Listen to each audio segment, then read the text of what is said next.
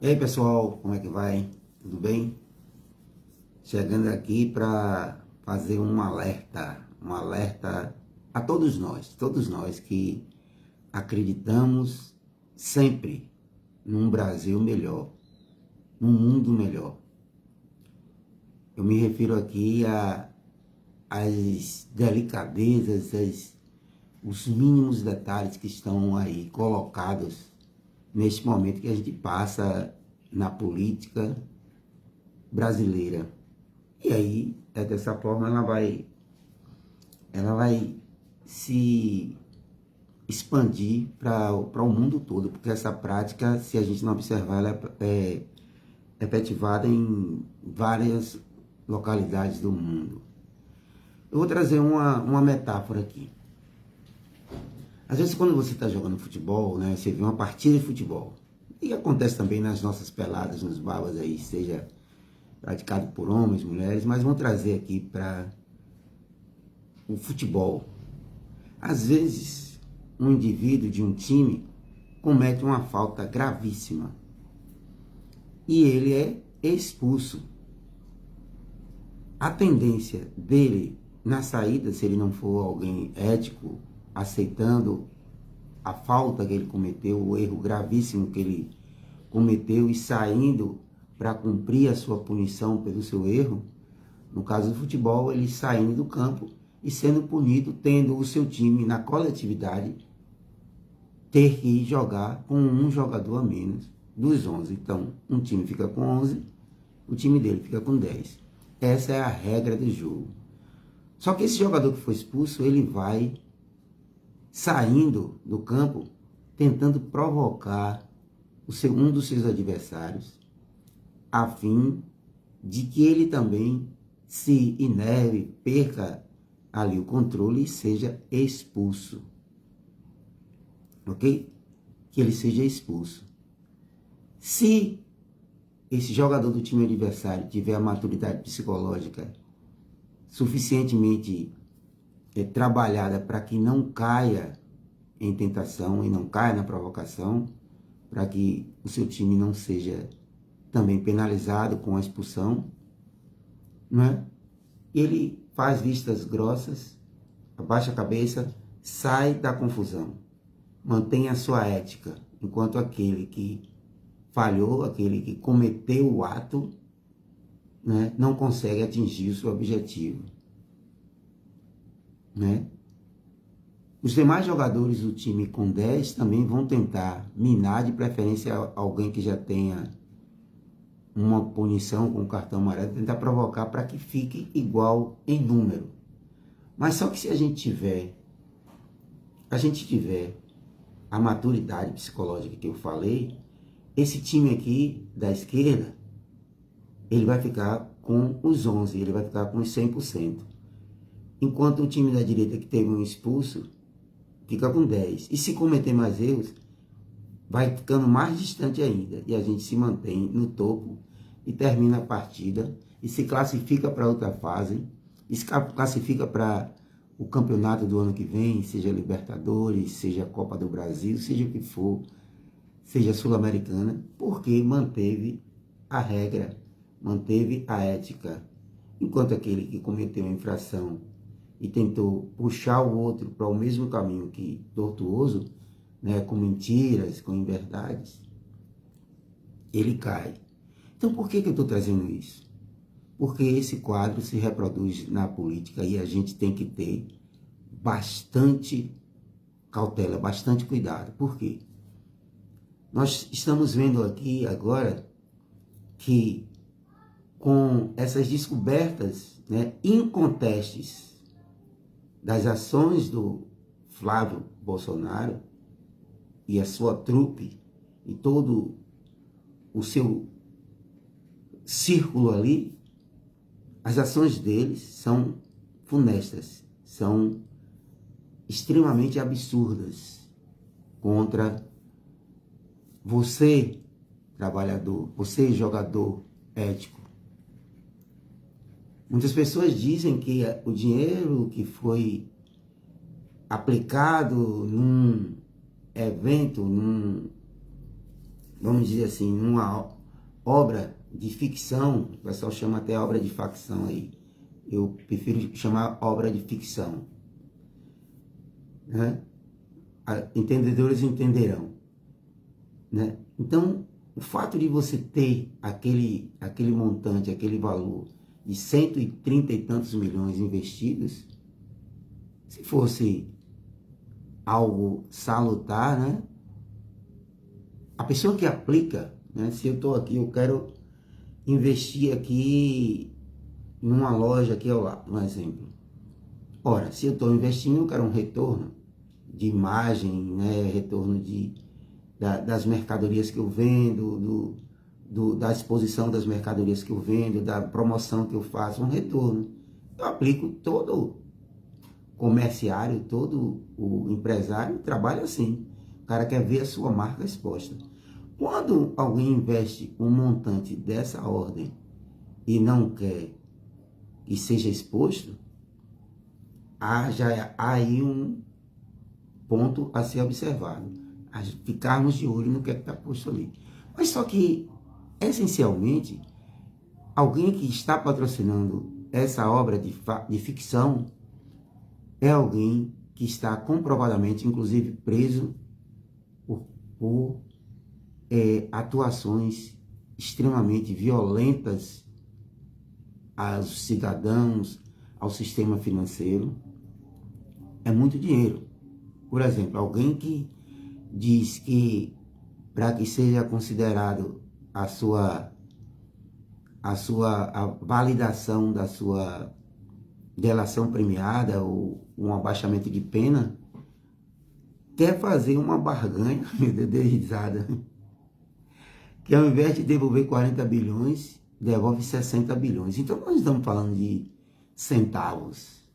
Nós estamos falando, obrigado a vocês, vão compartilhando a live aí, vocês que estão curtindo, obrigado aí. E se puder, contribua aqui com o meu canal, eu fico feliz porque eu consigo replicar esse conteúdo. Então, se alguém que oferece, estando dentro da prisão, a devolução de 60 bilhões, é porque se tem esses 60 bilhões, o grande Welson Gonzaga, depois quero falar com você, meu irmão, tem uma propostazinha de auxílio aí para você que é do campo da música. O Welson Gonzaga, gente, é grande instrumentista, saxofonista, toca um saxofone incrível. Obrigado aí, meu irmão, pela sua participação. Então, de onde ele tiraria esses 60 bilhões como forma de pagamento de indenização? É só alguém que tenha um mínimo de raciocínio, um mínimo de discernimento, se perguntar. Não se trata aqui de devolver 100 reais, não. Devolver 60 bilhões. Então, quem devolve 60 bilhões é porque sabe que esse dinheiro existe, aonde está esse dinheiro. E diga-se de passagem, tem muito mais do que 60 bilhões. Então, esse dinheiro deixa de ser privado, porque alguém que financia, comprovado ali nos áudios, 134 milhões num filme de ficção,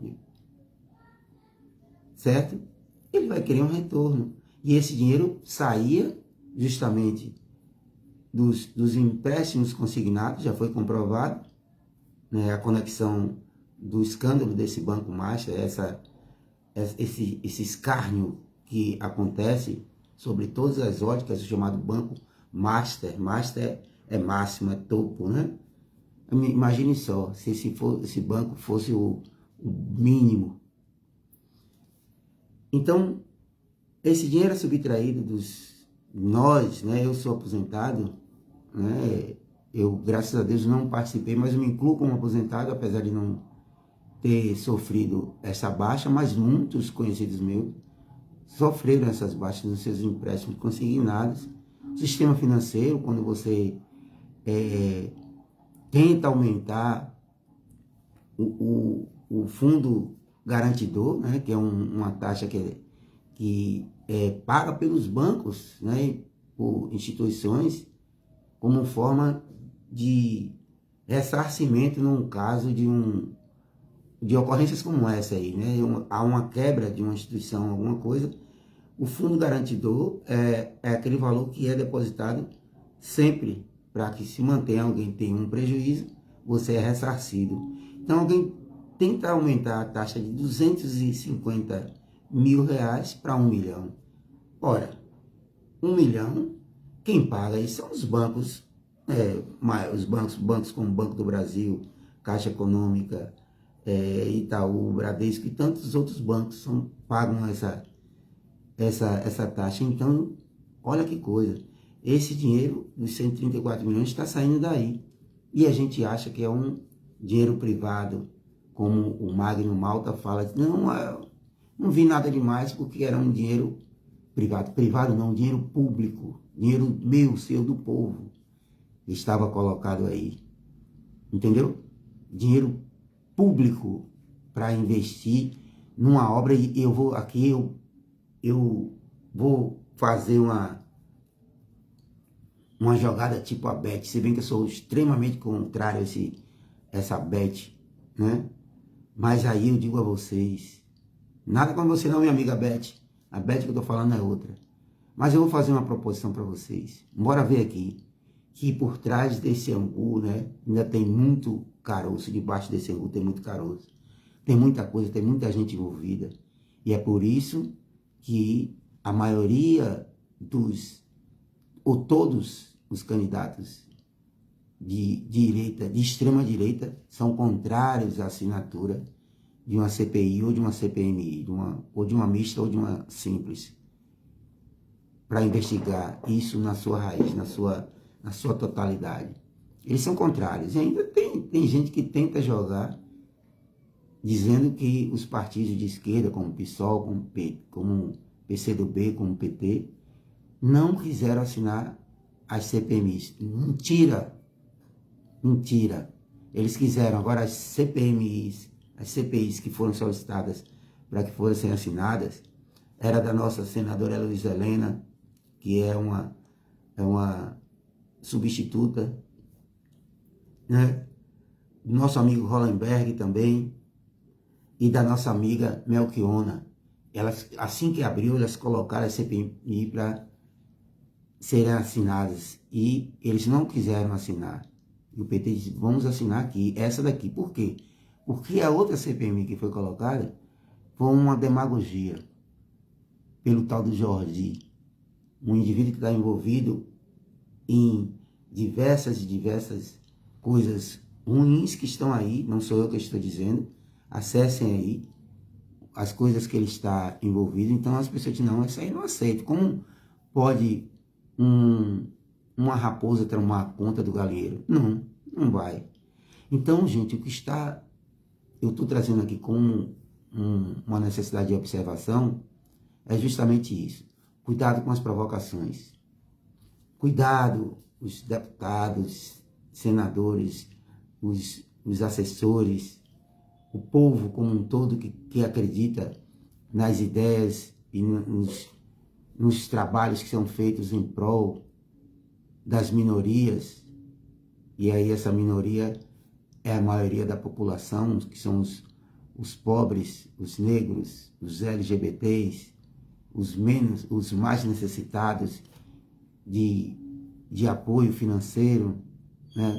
Somos nós, uma minoria formada pela maioria das pessoas. Muito cuidado com as provocações que hão de vir a partir de agora. No detalhe das suas publicações, das suas falas. Cuidado com as provocações nos ambientes, né, com celulares, forçando para que vocês tenham reações às provocações. O pessoal lá, quando tiver qualquer tentativa de fake news, denuncie, traga aqui para o nosso canal para que a gente possa investigar e trazer tudo sob a ótica da verdade. Não informemos qualquer notícia sem antes aprofundarmos a veracidade dessa notícia. Façamos propaganda dos nossos candidatos a deputados, senadores, governadores, né, o nosso presidente e vice, com as suas propostas, trazendo as coisas que foram feitas, desmanchando essa coisa de colocar todo mundo na mesma vala. Eu ouvi um absurdo aqui mesmo, né? num programa que tem aqui de rádio, onde o indivíduo traz um tema para se discutir, né, o chamado um tema do dia. Aí quando se traz essa situação que eu acabei de citar aqui do Vorcaro com o Flávio, o indivíduo, em vez de se ater no tema da redação, eu coloquei o tema do dia como um tema de redação, se fosse a redação, a avaliadora pegava e fazia um X assim, essa aqui já está desclassificada, porque eu dei um tema e ele falou de outro. Quando se trouxe o tema de se Vorcaro com Flávio e toda a sua cúpula, o indivíduo foi falar de outras pessoas que não tinham nada a ver com o caso e não se ateve a um segundo ao tema do dia que estava posto e colocou todo mundo na mesma vala. Ah, que a gente tem que fazer uma limpa na política. Que limpa, rapaz? Você às vezes, solicita as pessoas que façam a limpa na política, incentivando as pessoas a não irem lá votar. Como é que se faz política sem ir lá votar? Como é que faz isso? Preste atenção no que você fala, rapaz. Preste atenção no que você fala. Aí perde-se ouvintes por causa de absurdos que são ditos nesse programa. Eu me afastei, gosto muito das pessoas de lá, mas quando você tem um espaço para comentar, para que as pessoas cresçam através do comentário, não, aí começa a dizer que está perseguição, que não sei o que. Eu te vejo esse posicionamento de extrema-direita e horrível, horrível. Né? Então, gente, é esse o convite que eu faço a todos nós. Não aceitemos as provocações do time adversário, querendo que diminuamos aquilo que a gente já alcançou, aquilo que a gente já conquistou, e que caiamos na mesma vala da falta de ética, da mentira, né? Das desigualdades, da misoginia, nada disso. Vamos prestar atenção bastante nos posicionamentos. Estamos aqui todos juntos e eu convido a todos vocês para darem aí, deixem as suas curtidas, o seu like e, sobretudo, compartilhem, para que o nosso Facebook ele entenda que esse conteúdo é interessante e que vocês gostam. Deixem também uma estrelinha, tá vendo aquele símbolozinho da estrelinha embaixo ali, Quem puder, eu agradeço que coloque uma estrelinha ali e faça para poder ajudar o meu canal, que ele possa ser ampliado. Um grande abraço a todos e estaremos de volta a qualquer momento aí com algum assunto pertinente, algum assunto construtivo, para que a gente possa conquistar os nossos pleitos, sempre beneficiando o grande povo, que isso é o que vale, a grande população brasileira. Um grande abraço a vocês.